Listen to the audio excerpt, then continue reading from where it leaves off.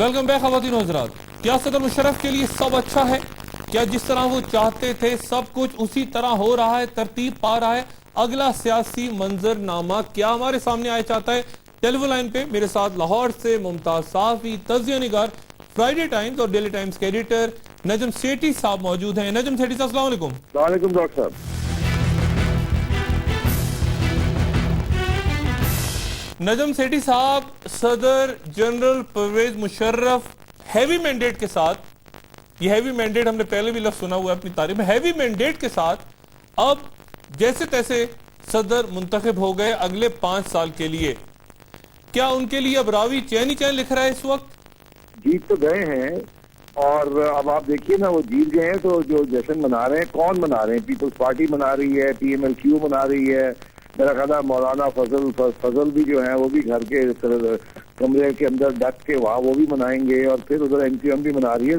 तो मेरा ख्याल है 9/10 हिस्सा तो पाकिस्तान का जश्न मना रहा है। अच्छा, तो यानी सब ठीक, यानी प्रेसिडेंट मुशर्रफ जो हैं, ये बताएं नजम सेठी साहब, उनको जितवाया किसने? उनके अपनी हुकूमत के इत्तेहादियों ने जितवाया या ऑपोजिशन ने जितवाया उनको? ये भी एक अहम सवाल है। देखिए, इसमें 2 हाथ से ताली बजती है। उन्होंने भी अपना होमवर्क किया हुआ था और कुछ थोड़ी सी हेल्प ऑपोजिशन की तरफ से भी हो गई।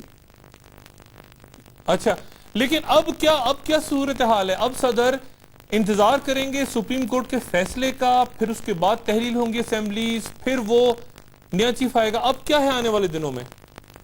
बिल्कुल ऐसे ही होगा डॉक्टर साहब। अब सुप्रीम कोर्ट का फैसला आएगा, उस फैसले के ऊपर पूरा अमल होगा, और अगर इनके हक में आता है तो फिर ओथ टेकिंग होगी, फिर और उसके पहले या बाद मेरा ख्याल है इलेक्शन, ये असेंबलियां डिसॉल्व होंगी, फिर इलेक्शन होंगे और इलेक्शन में सारे हिस्सा लेंगे और फिर पार्लियामेंट वजूद में आएगी।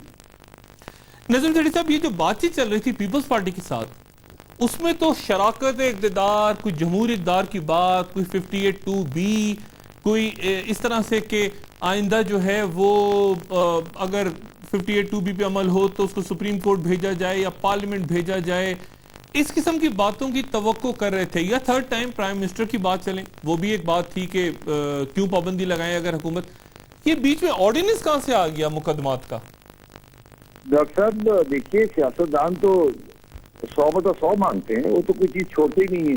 अब मुकमुका फाइनली कहाँ जाके होती है वो कोई और कहानी होती है। तो ये तो सबको पता था कि जो पीपल्स पार्टी मांग रही है वो नहीं मिलेगा।